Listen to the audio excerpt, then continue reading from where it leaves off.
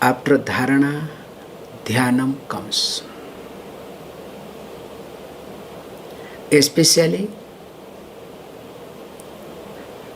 when we start concentrating on,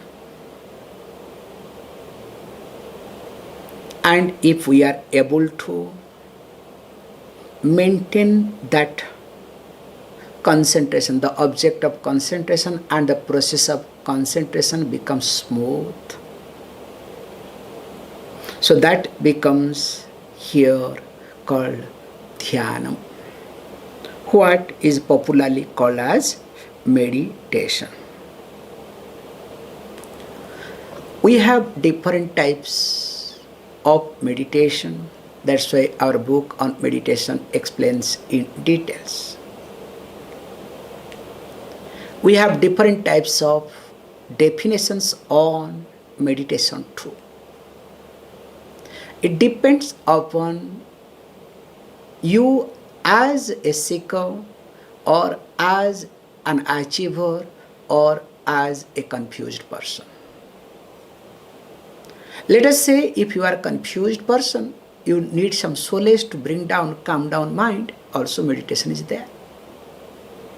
If you want to achieve something, of course you need to meditate. Like, all the thieves before stealing, they do meditation, proper meditation. How to steal, how to do, what not to do. A proper planning, okay? Whereas if you are a seeker of truth, the meditation is entirely different. Generally, if you want to see all this meditation, there is one line that is common. So that is nothing but what? So there is a consistency. Not only there is a consistency, so there is a continuous flow of a particular thought. If we look at somebody wants to achieve success, so related to success, whether to pull down the boss or to support subordinate, do this politics, that do politics, you understand, make mess, this, do that, all related to one particular subject, there is a continuous flow. Can you see this, make out this point? So in Dhyanam, there is a continuous flow and also consistency has to be there, number one. But it is what? It needs something to rely upon, depend upon. Alambana saha vṛttyā. So you need the object of meditation. If there is no object, meditation will be boring. It's like, especially today, let me bring woman joke. So, like, if there is nothing to fight, a woman will get bored, okay? So, something should be there to fight, okay? And as long as the fight is there, that long, perfect. The woman mind is healthy, okay? And not that man mind, okay? Man also equally stupid, okay? Because why I got inspired today? Suddenly I saw something, okay? Two jokes I can share now, okay? So one joke, I was talking to someone. Somebody said, Swami, I have a very good experience I would like to share with you. I said, yes, please tell me. What is that?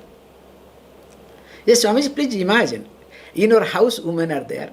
And your office also, woman becomes boss. So what to do? I said, wow, that's a good point. He said, Swami, is very simple. Now what? In home, I cannot open my mouth. That's a good point. Then what about office?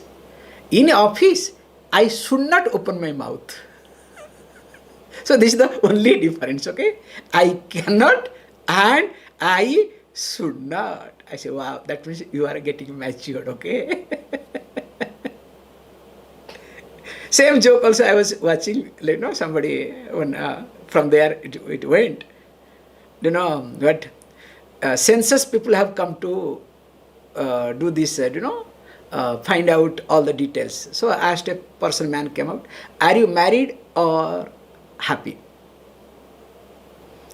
So the person could answer, some noise came, and of course the person intelligently, smartly, sat down, and something hit the person who came for census accounting. And of course he fell down. After getting up, he said, confirmed married.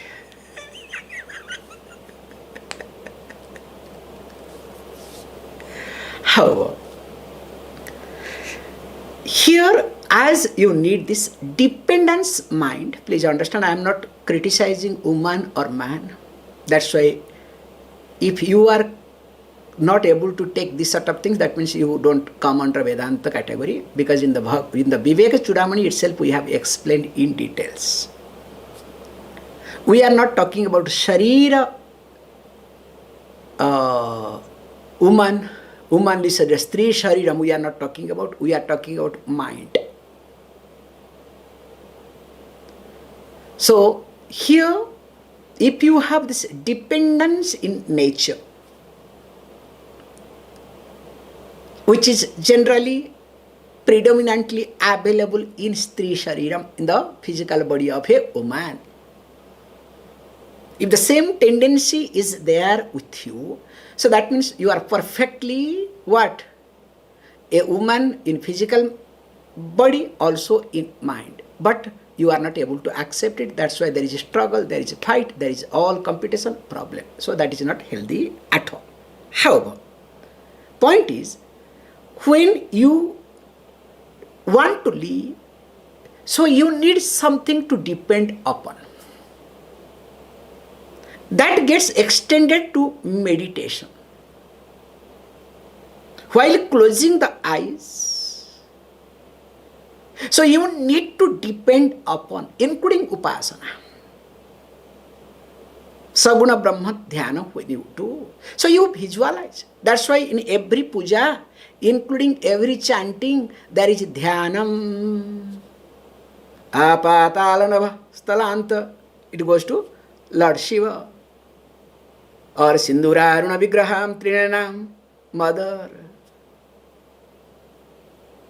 So if we try to look at any Parayana, there is Dhyana Slokam, including Bhagavad Gita.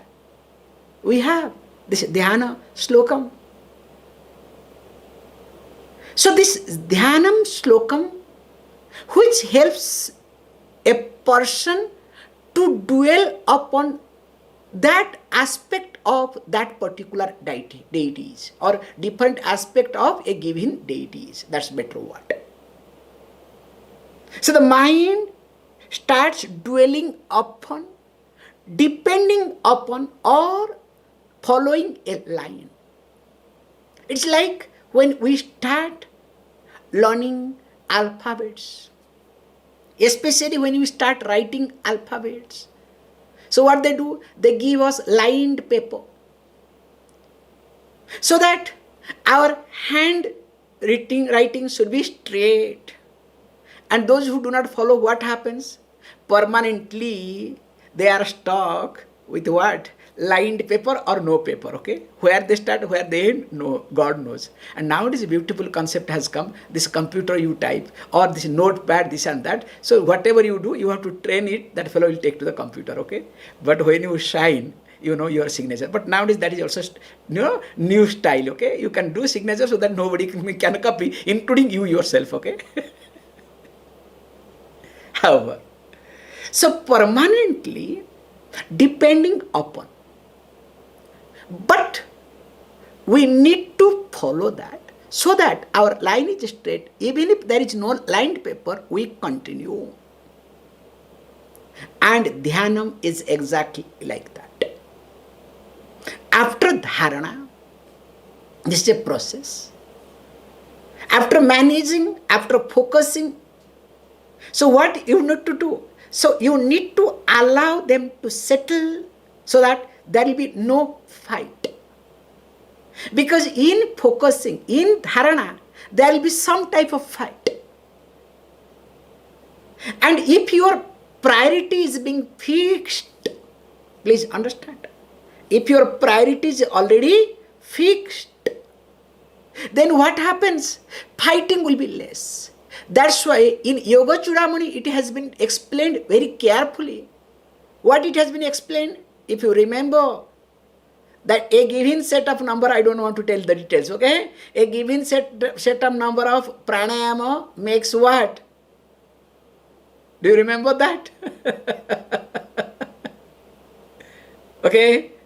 So why a given set of pranayama will make what? Pratyahara. And again same number of into that amount will become dharana, then again multiplied becomes dhyanam. So we have discussed in details in Yoga Chudamani Upanishads also. And here it is being talked in a careful way that a person must practice dhyanam, must do saguna brahma upasana to come to nirguna brahma. Suppose if you start jumping without any process, then what happens? Neither you are this side nor you are that side.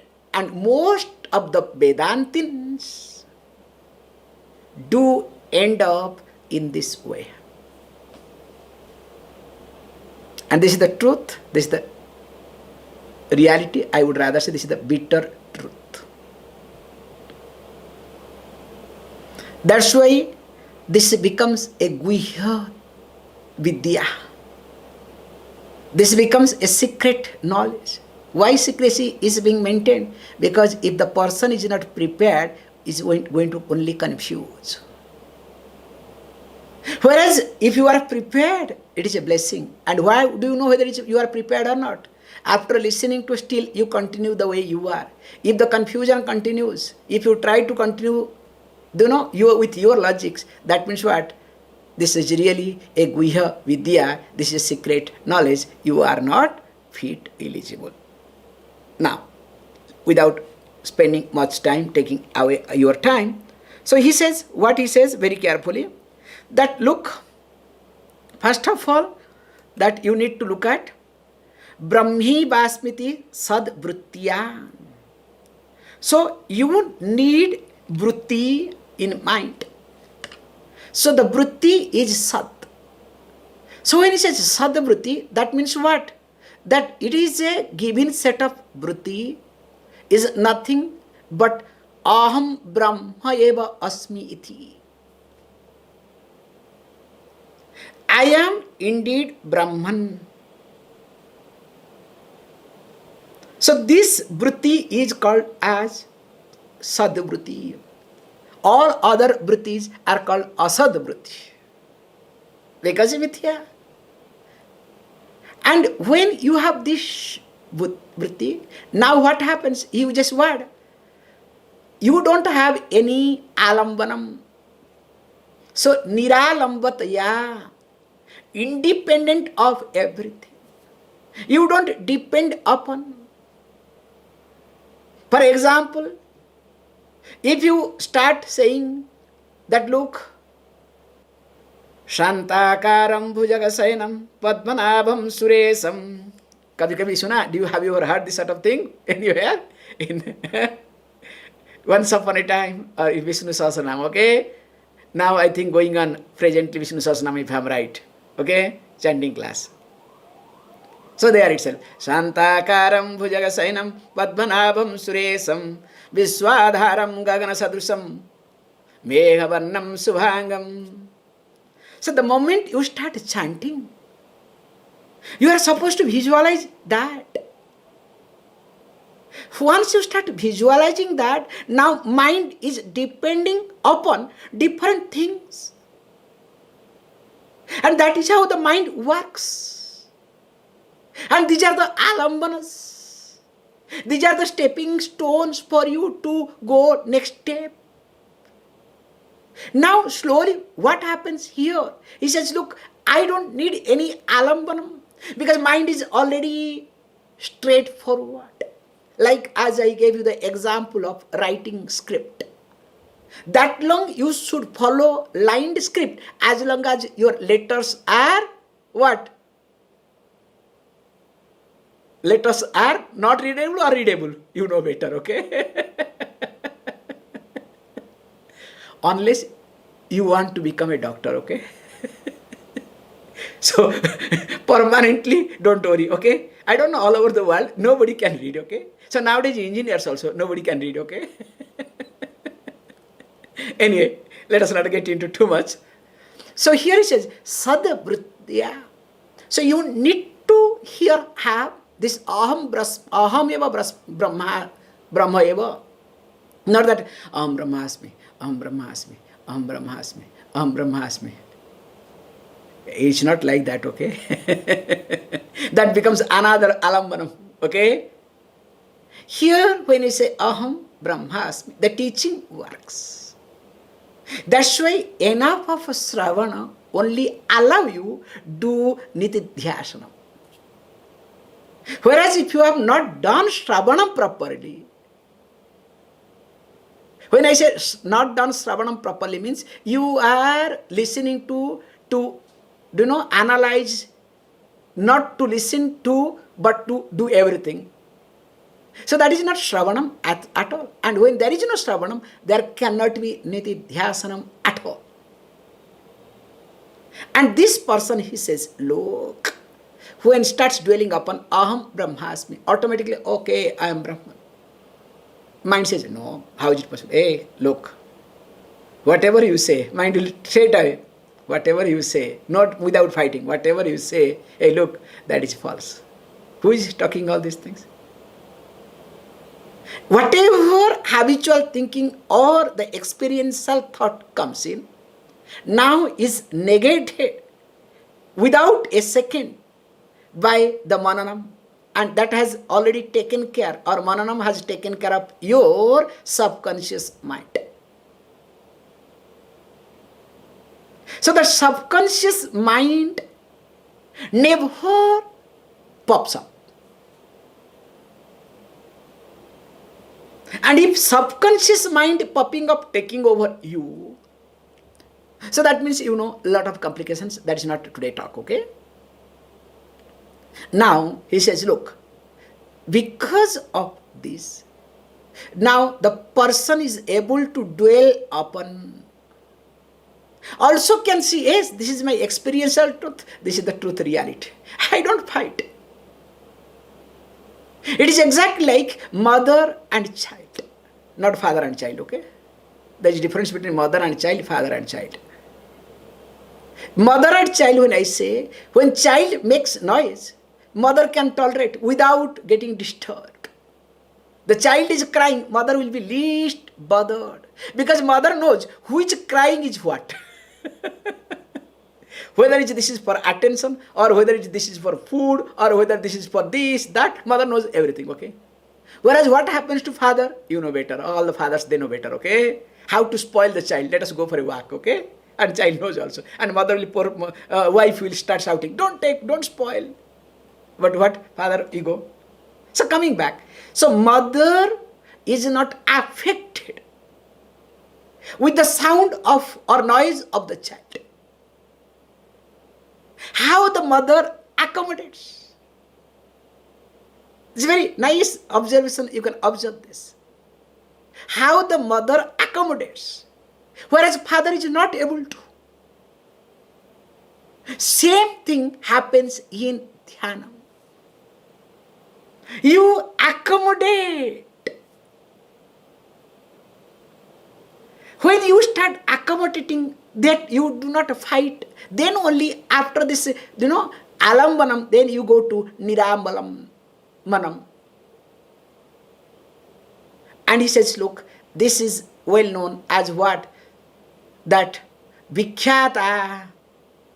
So this is well known, Dhyānaśabdena, by the word dhyānam. And he says, look, this is something what? Paramānanda dāyinī.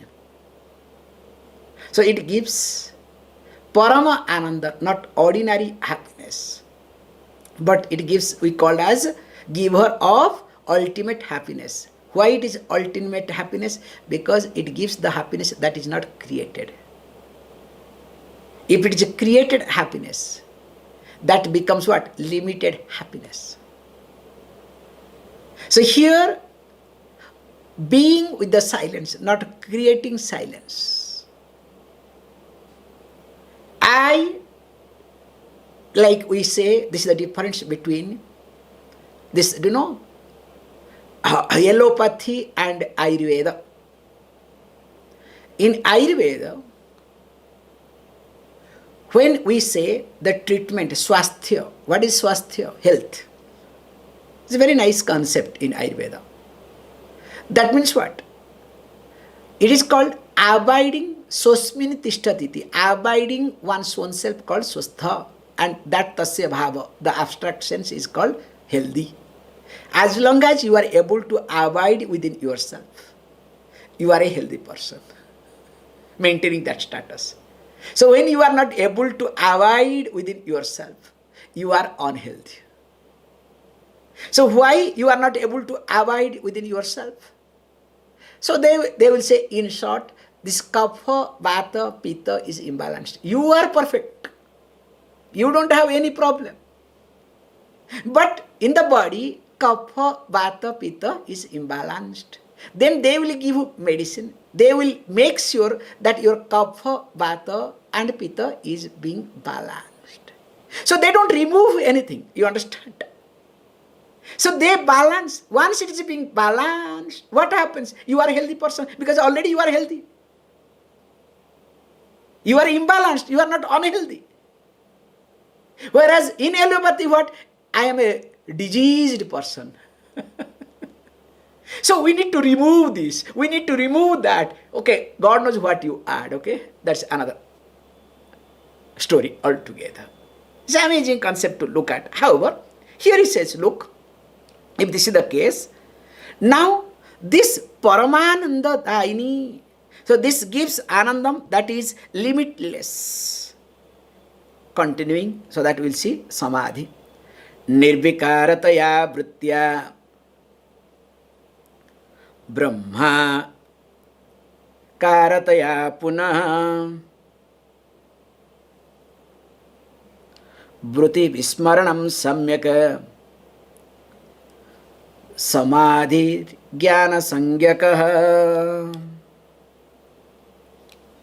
So again he says, look, now when you are able to do this dhyanam, continuous process, actually this dhyanam will lead to samādhi. Because it is exactly like sleeping and sleeping taking over. And when sleep has taken over, when Nidra Devi has come, you do not know. But still we say, look, I am sleeping or I am preparing to sleep, I am in the process of sleep, and of course, deep sleep. Why we differentiate? Because in one there is effort involved. In other there is no effort. So one is you are preparing, other one already taken over. So also in dhyanam and samādhi. So one is with effort, other one is effortless. But in reality, there is no difference at all as for Vedantic Samādhi. Whereas, if we go for yogic Samādhi, so there is savikalpaka, there is nirvikalpaka. We have discussed also in Yoga Sutra in details, but we could not complete. Maybe sometimes again we need to look into. However, so here he says, look, the person start dwelling upon the teaching effortlessly, spontaneously. So that is called Samādhi here. Whereas if the effort is involved, that becomes Dhyanam. And when anything changes, still the Vṛtti is related to Brahman alone. That's why we have a beautiful example of this Odiya Baba in Vrindavan. He was very famous. Akhanandaji Maharaj used to quote him left, right. So the story goes about Odiya Baba very nicely towards his end time. So in his hand there was some wound and there was some pus, and he was sitting. Because of the pus, the ants started coming and ants were enjoying. So some people came to see him. Yeah, Swamiji, what are you doing? See, this pus will clean. So what is he doing about that? He said, then what he was doing is, some ants were falling down, okay? So then he was lifting the ant, again putting them, eat. And he was enjoying. Then somebody asked, what are you doing? He said, look, for ant, this is a food. Ant does not know that I am Brahman. But I know I am Brahman, okay? Let ant eat the body. So one ant is happy. What I am going to lose? What I am going to gain? Either good, let it continue. So how effortlessly is able to dwell upon the teaching. That's why we have a lot of examples about devotees also differently. One of the story of while making the chapati, a dog comes and snatches and goes away. Now what the devotee does? Runs with the butter behind. Hey, look. How can you eat without butter? Always I give to the God with butter. Without butter I never give to the God. How can I give you, even though as a dog you have snatched away, don't worry, but the person doesn't look at the dog as a dog, looks at God as come and taken away.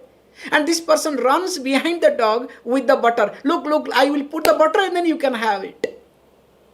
And there sees the God. We have many types of examples, life examples, which signifies that Samādhi. Do you understand the concept? That effortlessly you are able to dwell upon the teaching. You are able to live. That's why what happened? Now the person continues with that. That's why starting with pratyahara, then dharana, dhyanam, up to that the person has to continue. And moreover, tries to understand that everything is mithya, including that I am fighting with mithya words. Including the class that we are having, okay? This is also mithya. This is not satya either. This is the beauty of the teaching. Vedaha nirvedaha bhavati. The Veda itself becomes, I cannot say Veda becomes useless is a wrong word. Sometimes the Veda becomes useless. No, it's a wrong word, okay? Veda it becomes useful for me, or word has no value because I don't need, but it is useful for others. Or when I come down to the low level, also it is useful for me. And interestingly, he says, look, now here, Samādhi, something that happens, and of course, it is not a deliberate practice either. And remember, Samādhi is the consequence of Dhyanam. But don't come to a conclusion that unless I have Samādhi, I will not get moksha. That is not required. If this is the case, then anybody goes to coma should get moksha. You understand? Anybody goes to coma should get moksha. Because in coma, the person does not do anything, but is alive, everything is perfect, responding.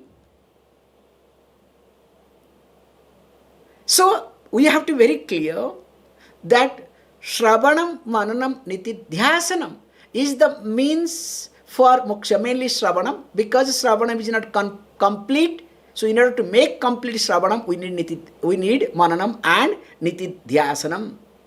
But if a person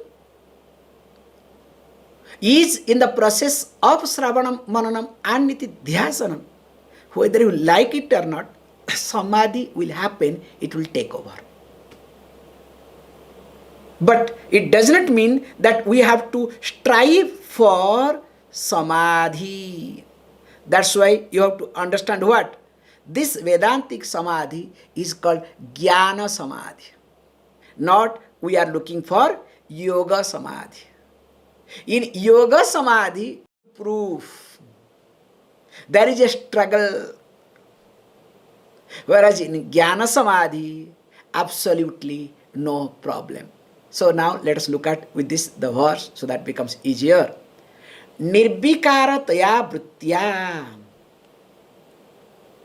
By being with the thought of changelessness. Because of Dhyanam, now effortlessly, now this has what? Without effort, now things has happened. And what is that? He says, look, brahmākāratayā, as the form of Brahman, punaḥ, samyak vṛtti vismaraṇaṁ. And then what happens? The complete forgetfulness of thoughts, vṛtti vismaraṇaṁ, takes place. So that you are not relating with your mind, surroundings, nothing. It happens. And that is what called samādhir. Samādhir uchyate iti. It is called samadhi. And he uses this word, ayam, you can add, ayam, this is called what? Jñāna sañjñakaḥ. That means what? Jnanam, knowledge. That's why I use the word. This is called Dhyāna Samadhi. And Dhyāna Samadhi is technically different from what? Different from definitely Yoga Samadhi. So with this, now we have completed 15 steps or limbs of Nitidhyasanam. Next we'll see whoever practices, what happens to the person and who is that person.